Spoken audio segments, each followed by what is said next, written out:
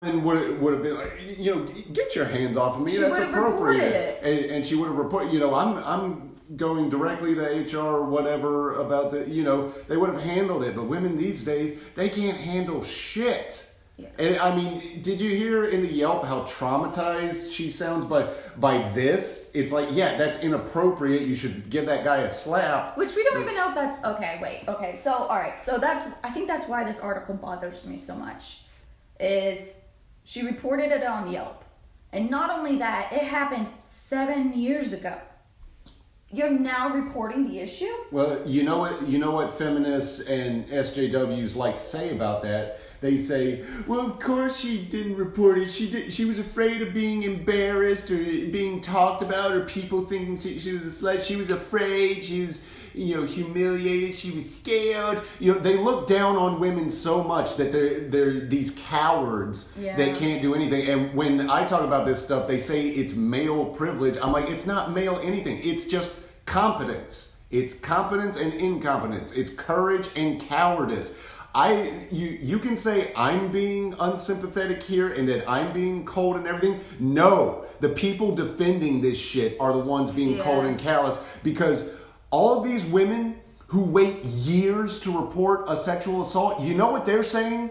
They're saying, well, my feelings of comfort are more important than the safety of the next woman this guy is going to assault. That's so dumb. That is exactly what they're saying. They're saying they don't care about the safety of all the women that this guy is going to do shit to after that. They just don't want to feel uncomfortable. They don't want to feel embarrassed. And, they say, oh, well, the system rarely punishes them or people get away. I'm like, I guarantee you. Somewhere, I guarantee you, if you accuse the guy and it starts getting around, because it always gets around, even if he doesn't get convicted, he's not going to do it again because he knows how close he came. Oh, that's who that... Okay. But yeah, all these people defending the not talking about it, not reporting it and all that. Man. Fuck you. Because these people who don't report it are saying that their feelings are more important than the lives and safety of the women that will come after them.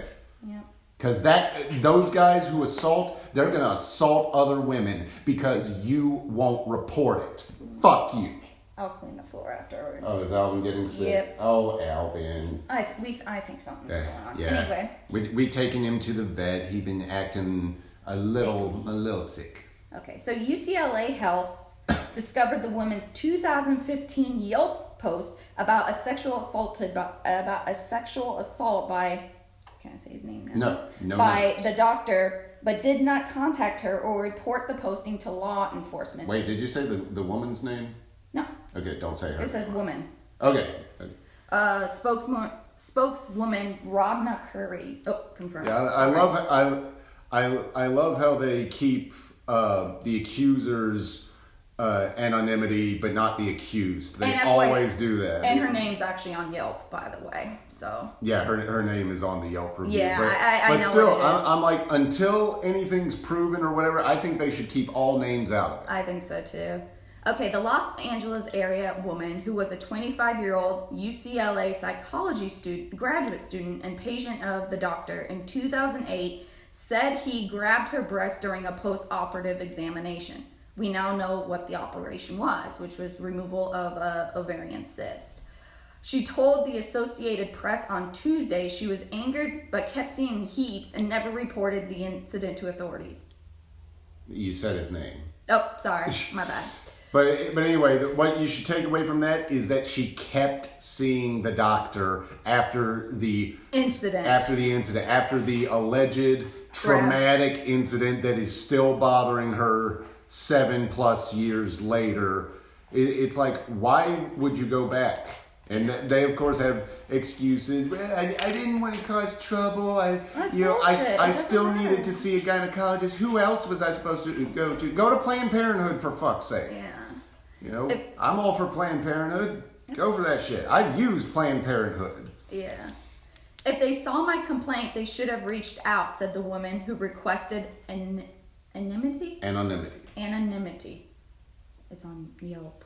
Anyway. Yeah, you can look it up. It's so easy. They should have reached. Why didn't you reach out? Why did you have to go to social media to discuss it? Because she wanted sympathy, and she was seeing how in the climate She was wanting attention, and she saw how in the climate today that women who come out with this stuff get all this pity party stuff and automatic belief and everything. She wanted the excitement. Yep. So, the AP, which is the, was it American? In my opinion, that is. Yeah. She wanted the excitement, in my opinion. I don't know, but whatever the case, stupid way to handle it, in my opinion. Okay, so the AP, which is the Associated Press, typically doesn't name people who say they are sexual assault victims unless they want to be identified. It's on Yelp. The woman's complaint is one of 4 involving the doctor that UCLA now is aware of, Curry said. Only 2 were referred to police.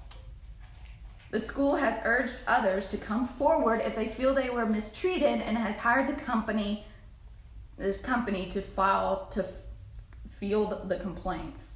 All right. Should be to those of you who reported to the incidents to the police, good on you. You're the example. You should be the ones being highlighted here because that's what you need to do. You're courageous. You're awesome. Yeah. Good on you. Proud of you. Yeah. Although it's and if it really did happen, then I fuck that guy. I hate that you went through that. Yeah. Yeah. Although its investigation began in December 2017, the university did not alert the campus community of the allegations until the doctor was in court Monday, which is 2019. UCLA promised an independent review of its response. 9 years later? Well, this is in 2019? Yeah. So 11 years later. We acknowledge that we could have done better, Curry said. We are deeply sorry that this happened. How could you have done better? How could you have done better if you didn't know about it because this woman didn't report it? It's not your fault. You guys, they're trying to, what they're saying here at some points is like, we're trying to improve this and blah, blah, blah, blah. Well, tell the women or the men who are assaulted, don't hide. Immediately report this. Don't just like wait till 5 years later. This is even happening nowadays where people wait decades later to report an incident. Who cares about your personality or like how people will view you? If something is bad happening, you have the right to report it. You also have the obligation to report it to protect other people. Yeah. You're just going to let that happen to someone else and don't play all this, oh, you don't understand, you're a guy. It's like, listen, I was raped at the age of 11, yes. In the house I grew up in, I did not tell anyone because of all those things you described. I was wrong. I should have reported it. And, I was a kid and I was incompetent and I was cowardly. I'm not anymore. I grew up. I got away from that. If something like that happens again, you bet your ass I'm going to either handle it right there or I'm going to report it to someone. I remember this one doctor, after I had my appendectomy, I did a follow-up and he's checking my... Did he feel your penis too? My balls. Yeah. It's like he was checking my incision sites, make sure there was no infection. And he did this right in front of my mom. One incision is down here, so, I have to unbutton my pants. And, he gets down here. And then out of nowhere he goes, let me just check your testicles. And just as he's saying it, he just grabs me like under the underwear, everything. And he doesn't like feel around for lumps or anything. He just grabs them. And I was so confused, but I asked my mom, I'm like, Mom, what was that all about? She was like, I guess he's just covering all the bases. But looking back on it, I'm like, should have said something. I'm like, did that guy just cop a feel on me? And like, was he going to use the fact that he did it in front of my mom so he could say, oh, it was purely professional. I mean, his mother was there and everything. It wasn't assault. I wonder if that's what was going on. But I was just so confused. But yeah, but even then, even if it was assault, I don't know.